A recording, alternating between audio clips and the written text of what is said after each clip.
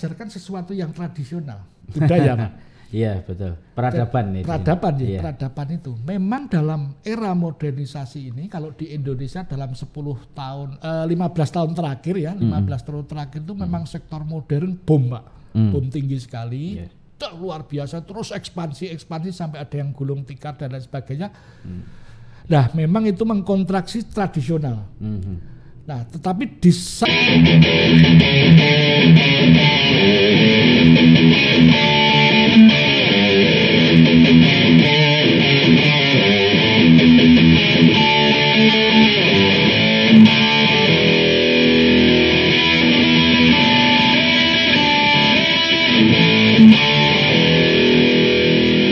kembali lagi bersama Dr. Agus. Ini masih membahas tentang perekonomian, khususnya ekonomi murakabi. Jadi tadi kita sudah bicara panjang lebar tentang apa itu ekonomi murakabi.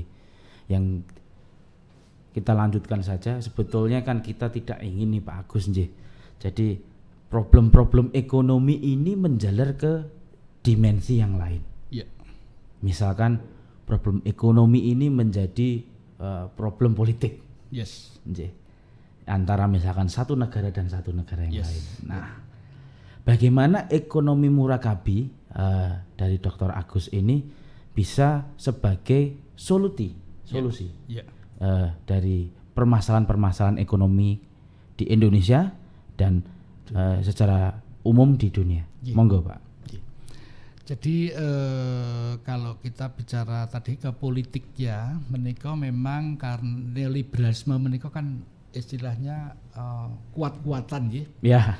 Siapa yang kuat akhirnya dia akan menjadi dominan.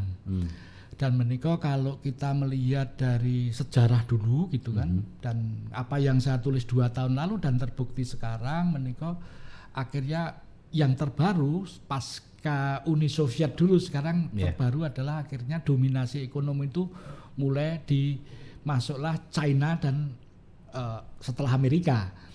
Porosnya ini kalau menurut Pak Agus ini poros dunia itu apa? Poros dunia kalau dulu perekonomian sekarang ini China tadi liberalis tadi akhirnya akan timbul kekuatan besar, Pak. Iya. Mengkristal kekuatan besar superpower dan dalam hal ini sekarang ini Amerika sudah diikuti oleh China.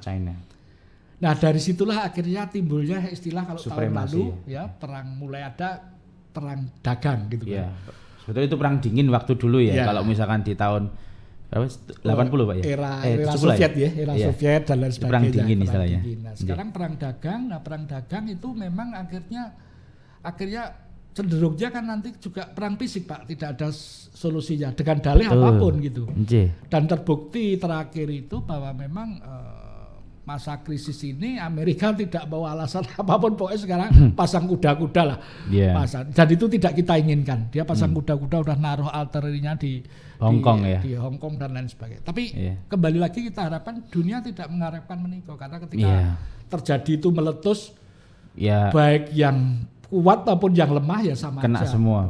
Ya namanya world war. Jadi dan itu yang kita harapkan bersama.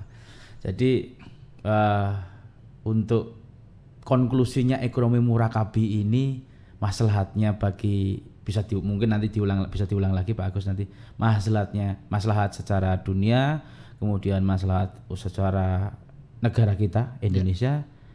Dan nanti sampai ke mikro, monggo seperti apa ini? Menika tadi kepotong di pertama kita ini rodok cerita dengan Pak Dokter gitu kan, tetapi masyarakat biar paham, lebih detail sebetulnya kan kalau kita bicara teorinya menika kan ini menggunakan yang disebut agency teori atau teori keagenan.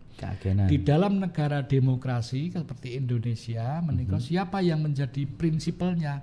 Prinsipalnya adalah demokrasi itu kan rakyat, Pak, dari rakyat. Nah, hanya saja dalam hal ini rakyat menguasakan kepada DPR. Siapa yang jadi agennya agennya adalah pemerintah. Betul. Pemerintah itu ya presiden dan jajarannya. Betul. Eksekutif ya sampai nanti ke sub-subnya adalah ke daerah dan ke BUMN dan lain sebagainya.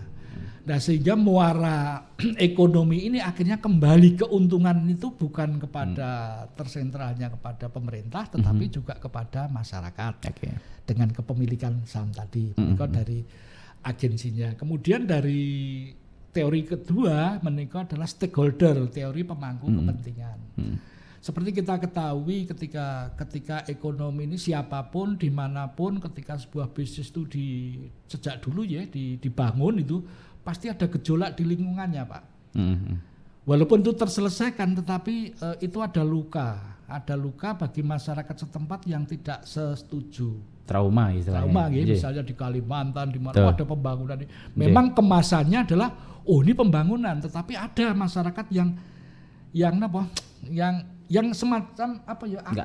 Nggak serak aku raiso ngomong.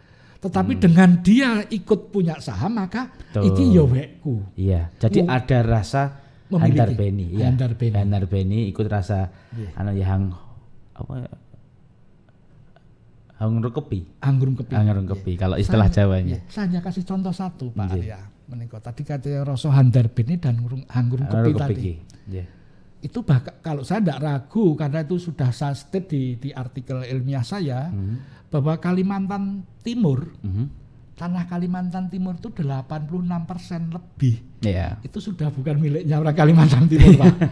Iya. Nah, jadi masyarakat akhirnya kalau contoh Kalimantan dan masih juga di banyak daerah lain gitu kan. Ini rodok balik lagi ketika zaman mau kemerdekaan dulu. 1 abad menjelang kemerdekaan itu adalah kapitalisme perkebunan kopi, perkebunan teh itu. Itu kan pasca runtuhnya VOC, Belanda adalah membawa kapital-kapital besar dari sana untuk membuat perkebunan, Pak, di mana-mana. Betul, iya. Rakyatnya cuman kalau dulu namanya kayak kerja rodi, tapi kalau sekarang ya digaji. Hanya diperlakukan sebagai buruh kalau sekarang di era modern. Nah, dengan ekonomi murakabi ya bekerja tetapi dia juga sebagai pemilik. Entah berapa persen pun melu handar beni itu menjadi sebuah kedaulatan. Nanti teknis implementasinya bisa dibicarakan sama Pak Presiden. Mudah-mudahan nanti pemimpin-pemimpin negara ini, pemimpin dari Pak Presiden, kemudian pemerintah daerah sampai mungkin secara mikro Pak RT pun memahami tentang ekonomi murakabi ini. Luar biasa Pak Agus tentang ekonomi murakabi. Jadi kita sambung saja di sini tentang ekonomi murakabi, berarti kita ngobrolnya nanti ke ekonomi Indonesia. Nah, secara laporan di kuartal kedua ini ekonomi Indonesia ini sudah dinyatakan resmi anjlok, minusnya adalah 5,32%. Ini tapi ini ada sisi menariknya, Pak, karena saya menggunakan di sini ada data di tempat saya ini ada Singapura pun kemarin anjloknya 42%, luar biasa. Kemudian di Malaysia anjlok 5%, di Thailand anjlok 9%. Kita belum membicarakan negara di luar Asia Tenggara. Misalkan USA ini anjloknya sampai 32%. Nah, terakhir seingat saya itu ekonomi Indonesia itu anjlok itu di tahun krisis 98. Setelah itu tidak ada yang namanya anjlok. Setelah itu nggak ada anjlok. Hanya sekarang saja di tahun 2020 ini anjlok. Karena memang ada faktor luar atau faktor global ya. Itu pandemi COVID-19. Tapi kalau kita runut ke belakang nih, sebetulnya kalau menurut saya ini sudah ada tren penurunan. Betul enggak ini Pak Dr. Agus? Wah, ini menarik Pak Arya. Pertanyaannya ini kelas berat juga nih. Tapi betul Pak itu. Terus saya tahun kemarin menjelang akhir tahun kemarin sudah beberapa kali di media ketika wartawan bertanya itu saya sudah memberikan sinyal bahwa krisis ekonomi di 2020 itu memang akan datang. Dunia ya, bahkan itu dunia. Terlepas waktu itu memang belum ada pikiran COVID. Lah memang sekarang ini jatuhnya sampai demikian parah karena COVID. Pak. Kena booster COVID. Kena booster COVID. Tapi mari kita balik seandainya tidak ada COVID gitu. Nah, kenapa itu bisa terjadi gitu kan? Iya, betul. Karena menikah kan hukum ekonomi kita kan supply and demand, Pak. Betul sekali. Nah, tadi ketika demand-nya tidak ada. Nah, demand-nya tidak ada. Sedangkan semua supply dengan melakukan investasi dan akhirnya antar negara bersaing investasi. Akhirnya disitulah pada titik tertentu terjadi daya belinya tidak ada, oversupply. Betul. Nah, dengan ekonomi murakabi bagaimana kalau begitu? Itu tidak akan terjadi. Kenapa? Demand-nya ada, Pak. Selalu ada. Kenapa? Karena saham saling memiliki punya saham tadi otomatis daya beli Betul. akan meningkat dan lain sebagainya. Sebetulnya teori nanti ke sana. Jadi kalau kita lihat ini kan, kalau kita mungkin Pak Agus yang lebih senior daripada saya, ini angka 5% ini termasuknya ini, kalau buat saya ini spektakular loh Pak, menurunnya hanya 5% ini Pak. Kita lihat saja kan di Singapura negara tetangga kita aja sudah 42% ini. Nah, menurut Pak Agus lagi ini, ini kenapa kok ada perbedaan yang secara signifikan antara Singapura dan Indonesia? Nah, ini nanti mungkin mahasiswa Fakultas Ekonomi bisa menyimak ini di sini. Ini pertanyaan sangat kritis Pak. Jadi begini Pak. Ini yang kita sebut tadi unbalancing tata kelola ekonomi dunia tadi. Jadi negara-negara yang menghegemomi, menguasai perekonomian di negara lain, tadi itu sudah terbukti angkanya pasti paling gede Pak. Singapura dan USA tadi.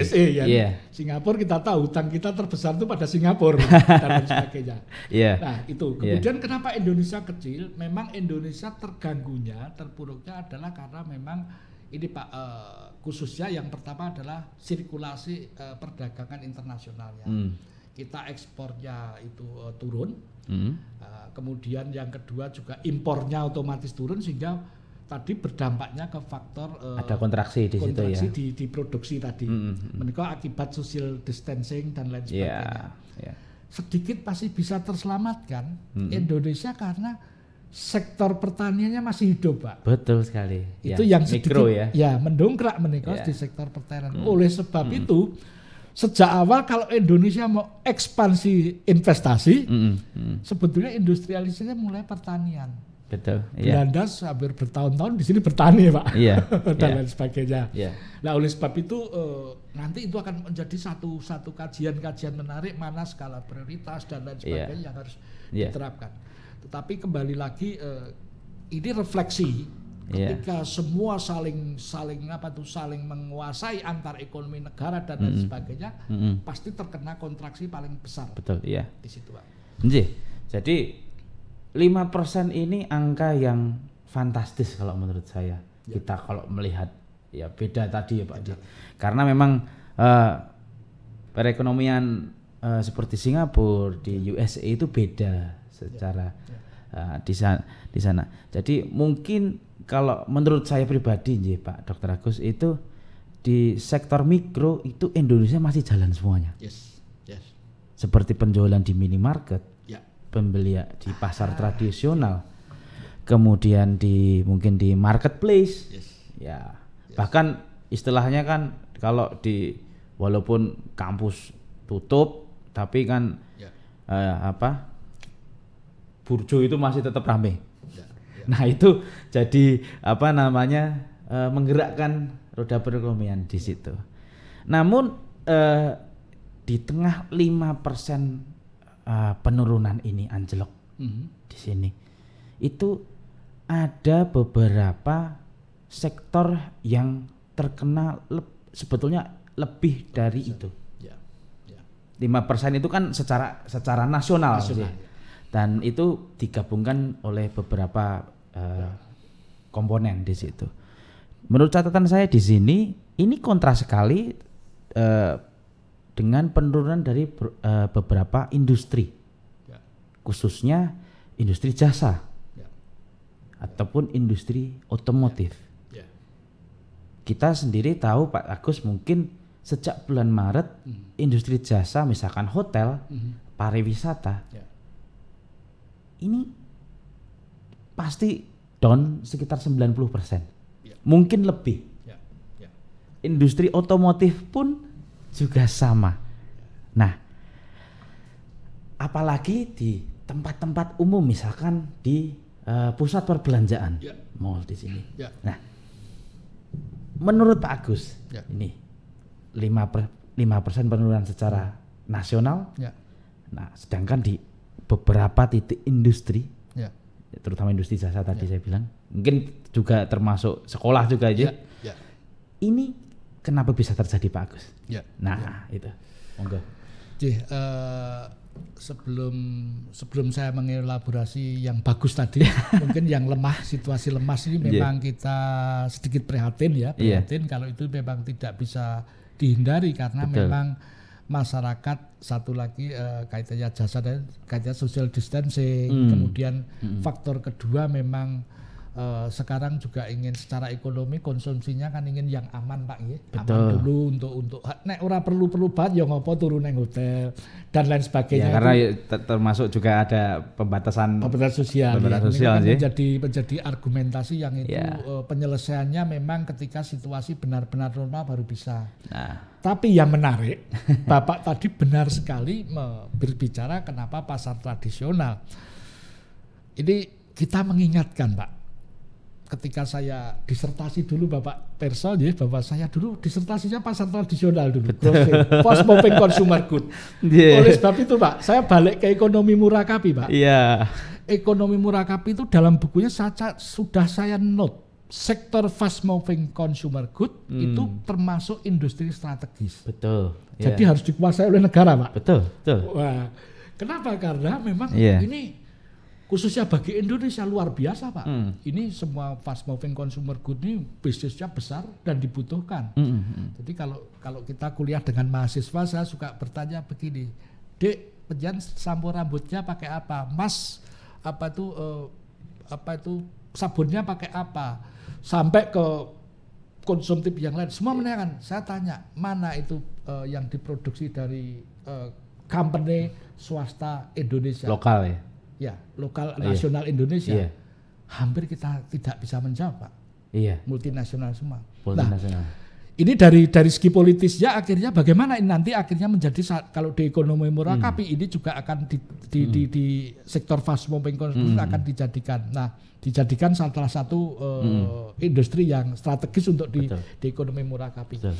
Nah, balik lagi ke masalah tradisional tadi. Tradisional kan ekonomi itu kan sejak nenek moyang mengajarkan sesuatu yang tradisional, budaya Pak. Iya betul. Peradaban itu. Memang dalam era modernisasi ini kalau di Indonesia dalam 15 tahun terakhir ya, 15 tahun terakhir itu memang sektor modern boom Pak. Boom tinggi sekali. Luar biasa, terus ekspansi sampai ada yang gulung tikar dan lain sebagainya. Nah, memang itu mengkontraksi tradisional. Nah, tetapi di saat terjadi masalah yang demikian hebat sekarang di COVID ini, tradisional yang live. Kenapa adalah paling efisien juga cara kerjanya. Ya, jadi tokonya ya neng kono, kita bisa belanja sayur juga dan lain sebagainya. Ini bukan arti menafikan yang modern, tidak, tapi sebetulnya pembangunan pendekatan terbaik itu adalah memperkuat di sektor tradisional tadi. Jadi perdagangan pun juga tradisional dan lain sebagainya itu diperkuat selain ke UMKM-nya, tetapi itu fundament ekonomi Pak. Menikah. Terus tadi apa satu lagi yang kaitannya tradisional bisa bagus, kemudian pertanian tadi sudah. Nah, ini yang disebut bahwa akhirnya industri itu jangan decentralize. Mohon maaf, kita bisa melihat yang sektor tradisional desentralis Pak menjadi masalah besar Bapak. Pasti itu. Contoh yang masalah pertama paling hangat adalah tradisional itu adalah apa? saudara-saudara kita yang tukang ojek. Ya. Oke. Ya. Ketika disentral dengan sistem itu kemarin memang langsung terasa sekali. Terasa sekali. Tetapi ketika dia mandiri, bisa mandiri kayak dulu, mungkin skupnya lebih kooperasi. Kalau mau kerakapi lebih kooperasi itu pasti akan lebih baik. Ya. Kalau yang lain adalah yang agak kesulitan memang modern itu yang tradisional yang di minimarket ya, minimarket nasional itu juga tidak turun karena dia basisnya tradisional Pak itu. Iya sebetulnya, cuman kayak lebih termasuk korporasi lah sebetulnya. Ya, menurut kalau kita masuk ekonomi politiknya itu juga mengkapitalisasi lahannya, pasarnya masyarakat kecil gitu. Iya. Tapi it's okay ya. Yeah, sehingga ketika itu dilakukan monggo gitu kan. Yeah. Tetapi ketika masyarakat punya sahamnya di tadi, sesuai ekonomi Murakabi tadi, aman saja, tidak ada yang merasa. Justru itu membantu. Jadi boleh saya garis bawahi di sini adalah faktor utamanya adalah konsumsi domestik, terutama konsumsi lokal. Bagaimana ini adalah jawaban kenapa situasi Indonesia resesi ini tidak sebesar di masyarakat yang lain. Bahkan kita boleh berbangga diri kita dengan negara tetangga kita masih di angka di bawah. Nah itu deh. Tapi di sini Pak Agus menyikapi ini lagi.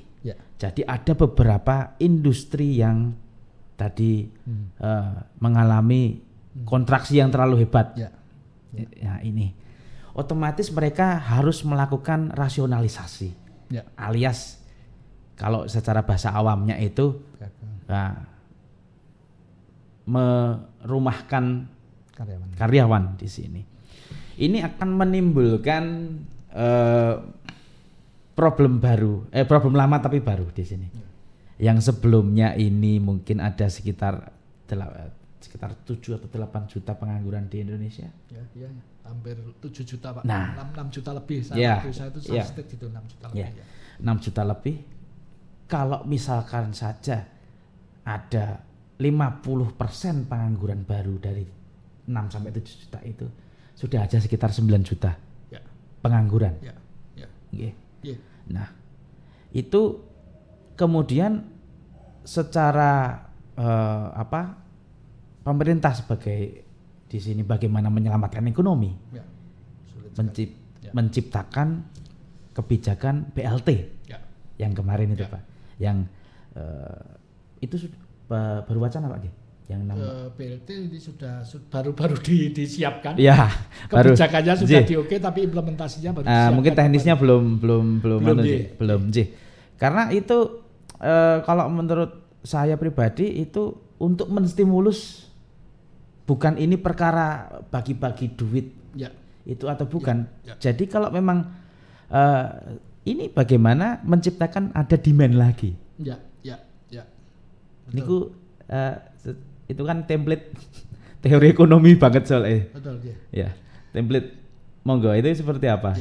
Terus itu tadi benar sekali bahwa sekarang problemnya adalah di demand. Bahkan tadi saya sedikit mengkoreksi angka pengangguran akibat PHK Pak itu kemarin tuh kalau pengangguran sebelum ada kasus ini kan sekitar 6 jutaan segala macam yang terdampak oleh COVID ini karena PHK itu menambah juga hampir 6 sampai 7 juta Pak. Jadi sekarang hampir 12-an ini akan menjadi masalah yang paling besar tuh. Nah sekarang stimulan ini bagus. Saya tetap menyambut upaya pemerintah dengan menstimulan kepada masyarakat di bawah ini kaitannya untuk menciptakan daya beli. Tetapi masalah-masalah begini ini kalau saya bilang penyelesaian ekonomi itu kayak Pak, kayak terapi sebentar ngasih obat gitu. Hanya obat saja gitu. Memang terjadi perputaran tapi nanti terus nek ora dikei meneh piye? Menika.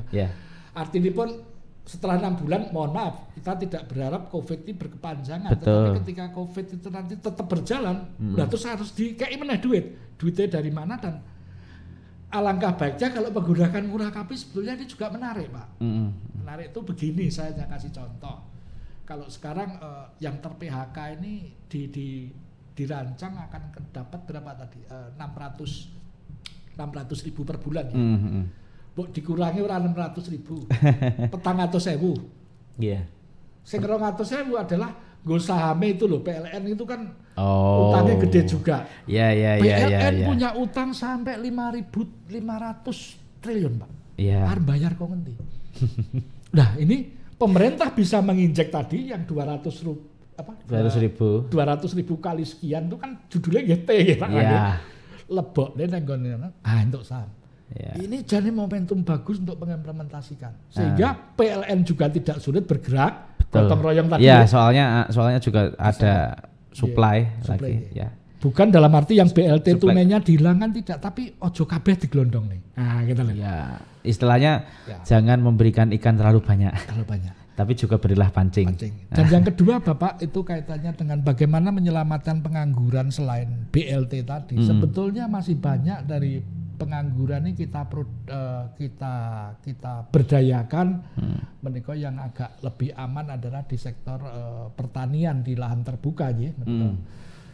Nah inilah di sini yang mungkin yang pemerintah baru merancang food estate itu, walaupun kita apakah itu nanti ini kok skeptis kayaknya Pak Agus ini. Karena begini Pak, ini Pak Presiden sudah ngendiko bahwa ini krisis. Mau ada krisis resesi pangan. Iya. Kemudian membentuk food estate diserahkan ke Kemenhan sama Kementan. Iya. Tapi saya sudah meriset apa yang akan dilakukan oleh dua kementerian ini. Kita rodok kalonen Pak. Tidak nyambung atau kalonen Pak ini? Kalonen terlalu pelan-pelan. Dan terlalu lamban berarti. Terlalu lamban. Dan sebetulnya membangun ketahanan pangan kalau saya bilang tidak bisa tadi pengalaman sentralisasi. Iya. Wong pangan ini nenggon titik-titik. Betul. Jadi stimulan itu adalah untuk produksi di daerah-daerah. Satu untuk daerahnya itu sendiri tercukupi. Kaitannya tadi memperbaiki ekonomi kan nanti produksi pangan over.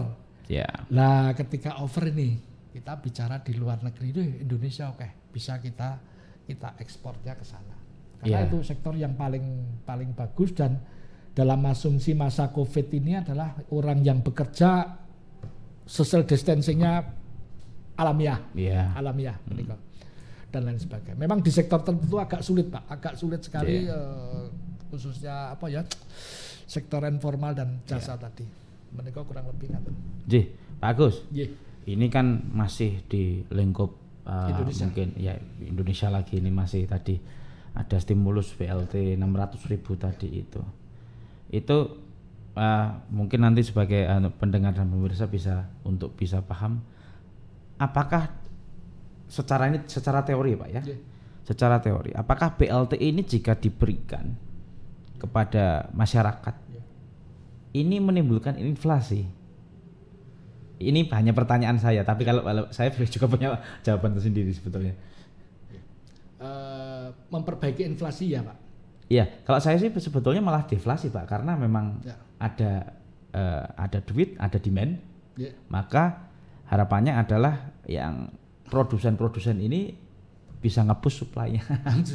Ya, itu hanya di sisi saya. Bisa, tapi itu tetap membantu terjadi karena daya belinya meningkat dengan harapan kalau secara logika untuk deflasi tidak kenapa produsen ini lakunya syukur gitu kan. Iya, betul. Jadi dia tidak akan menaikkan harga.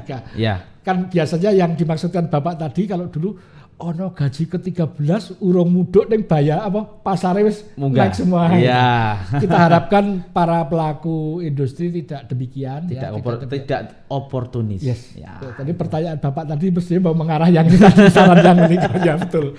Terima kasih Pak itu. Jadi kita sekaligus mengingatkan ketika ada sedikit daya beli yang dari peran pemerintah ini janganlah masing-masing ini kelompok industri memanfaatkan dengan menaikkan harga. Ya, jangan oportunis lah. Ojo egois banget. Syukur bakbuk saja masih untung, tapi barangnya tidak mengendap di gudang gitu. Betul. Yang penting kan tidak ada stok terlalu opnam. Ya. Stok opnam boleh kalau secara ekonomi, tapi kalau opnamnya kesuwen lah ya. Pak. Terus kemudian ada beberapa kemarin itu di sisi ekonomi itu ada selentingan-selentingan tentang mungkin nanti bisa diinformasikan sama pemirsa dan pendengar ini tentang adanya ini mungkin pemerintah baru istilahnya cek ombak ya istilahnya kalau istilah saya tentang opsi cetak uang. Yes. Nah, ini mohon Pak Agus nanti bisa menjelaskan apa dasar kenapa pemerintah istilah cek ombak ada kebijakan cetak uang dan implikasinya apa secara sistemik di sini. Monggo Pak Agus. Jadi saya sudah kemarin ini juga pertanyaan dari media sebelumnya bahwa cetak uang adalah alternatif terakhir dan kalau bisa dihindari karena dengan cetak uang otomatis seperti yang tadi Pak langsung yang disampaikan Pak Arya tadi akan mendevaluasi uang itu sendiri. Betul. Artinya terjadi inflasi yang jadi duit tambah ora aji nanti seperti itu. Sehingga opsi cetak uang kemarin memang belum dilakukan sehingga pemerintah mengeluarkan utang Pak. Yang bond bond itu saya besar. Ini yang diharapkan cetak uang tidak terjadi dengan utang. Tapi sekali lagi kalau utang itu adalah ya tadi Pak cara-cara gampang Pak. Jadi maksud saya begini. Shortcut terlalu. Shortcut. Jadi gini ketika kita ada masalah itu mbok gawe solusi sing luwih enak. Ada kemungkinan dan sedangkan kalau rekomendasi ayo mulai nyicil nerapkan ekonomi murakabi tadi. Contoh ketika saya sekarang tidak kesulitan ekonomi saya, rumah tangga saya bisa sulit banget gitu. Solusi pergampang saya utang, Pak. Nah, utang ke bapak misalnya kan gitu atau dan sebagainya. Tapi ada solusi kedua, Pak. Kita tidak utang, Mbak Ayu sekuyukan saya ada yang bisa membantu saya enggak? Dan lain sebagainya. Nah, utang kan last resort Pak ya. Last resort. Karena itu nanti akan bisa dibayangkan gini Pak, perusahaan ini negara utang dengan bond tadi, ada beban bunga ya. Otomatis digelontorkan ke bank pun juga nanti ada juga ada target ada bunga lagi. Juga. Betul. Akhirnya bunga berbunga Pak sampai ke bawah Pak. Bunga berbunga dan langsung yang sampai mikro bunganya sudah bunga keberapa ini? Jadi utang mestinya sudah tahap terakhir ketika sudah mentok Pak. Tapi tahap yang pertama sebetulnya mengelaborasi sistem murakabi menika. Kenapa kalau kita bilang PLN tadi, PLN sekarang pemerintah hutangnya itu masih gantung kepada PLN itu masih ada 40 sekian triliun. Contoh saja. Terus kemudian ada yang lain-lain. Itu bagaimana itu diselesaikan? Terus dengan cara tadi. Ayo di-divest ke masyarakat. Termasuk yang Jiwasraya bagaimana? Jiwasraya kemarin sudah saya state solusinya hanya bisa itu sahamnya di-divest kepada pemerintah daerah kan contohnya Pak. Saya contohkan. Itu salah satu solusi nggak Pak? Satu solusi contohnya gini. Semua anggaran kepada pemerintah daerah dan pemerintah desa alokasi dana menikah dan pemerintah dipotong 100 juta sampai seperti tadi nggak BLT tadi ya. Akhirnya pemerintah daerah punya di Jiwasraya. Jiwasraya hidup. Dan menikah konstitusional loh. Konstitusional karena justru kalau pemerintah tiba-tiba dalangi duit yang Jiwasraya. Itu berarti kan itu kan hampir seperti kasus bailout dulu Pak. Kasus bailout bank beberapa dekade yang lalu ya itu. Itu. Jadi menarik sekali ini. Wah, ini banyak sekali yang dibicarakan. Saya harapkan ini Pak Agus nanti bersedia untuk yang episode-episode berikutnya dengan bahasan-bahasan yang menarik lainnya. Dan karena di sini memang niatan saya membuat acara podcast ini kan untuk menunjukkan dan ada sisi edukatifnya kepada mudah-mudahan nanti juga ini ada maslahat untuk umatnya seperti yang diharapkan Pak Agus dengan ekonomi murakabinya. Terima kasih Pak. Dan ini kan obrolan Pak ya. Ringan sebetulnya. Tetapi ada esensinya. Kita bisa berbagi kepada masyarakat. Tapi ini belum selesai loh Pak obrolan kita loh Pak. Belum ya? belum. Jadi nanti kan dengan ekonomi murakabi. Nah ini nanti kita lanjutkan di segmen berikutnya. Stay tune.